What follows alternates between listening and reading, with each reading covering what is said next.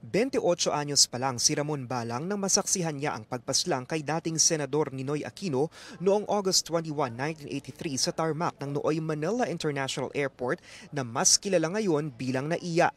Kwento niya na assign siya noon bilang aircraft mechanic para sa China Airline na sinakyan ng dating mambabatas. I was doing my routine check sa aircraft. Then nung nandun ako sa ilalim ng bridge, nakita ko may nagbabaan. And then before hindi ko pa alam nung si Nino yun. Ang alam ko lang the man in white. Pababaan lang siguro mga 1 or 2 step. Bigla na lang siyang bumagsak papunta sa tarmac. Padapang ganyan. Malapit nang mag 70 years old si Ramon pero kahit higit 4 na dekada na raw ang lumipas, hindi natitinag ng panahon ang linaw ng kanyang alaala. And kaya naman every anniversary, nung tapos na ako magtago, pumunta ako dito. Isa si Ramon sa mga nakiisa sa paggunita ng ika-42 anibersaryo ng pagkamatay ni Aquino sa Manila Memorial Park sa Parañaque City kung saan nakalagak ang kanyang mga labi. Naroon ang pamilya Aquino gaya na lang ng mga anak ng dating mambabatas na sina Bolsi at Viel, mga apong sina Joshua at Kiko at pamangkin na si Senador Bam Aquino. Para kay Bam, bagamat nakamit na ang demokrasya na ipinaglaban ng kanyang tiyuhin, may ilang laban na hindi pa natatapos. Gaya na lang ng pagkakaroon ng mas maayos na pamumuno o good governance at ng isang patas na lipunan.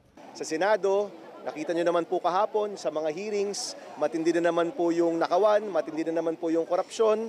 Mahalaga po na yung taong bayan, nakikilahok po dito at naghahangad ng mas magandang bayan para sa ating lahat. Bagay na ipinunto rin ng kilalang historia na si Xiao Chua na binalikan ang sikat na kataga ni Ninoy. The Filipino is worth dying for. Nakikita ba natin to doon sa mga gumagawa ng tulay na bumabagsak sa Kabagan o sa mga ghost projects na nakikita ba natin yung pag-ibig sa bayan? Samantala, reconciliation o pagkakaayos naman ang isa sa sentro ng mensahe ni Pangulong Bongbong Marcos sa paggunita ng kamatayan ni Ninoy. Ito ay sa kabila ng hidwaan ng mga pamilyang Marcos at Aquino sa matagal ng panahon.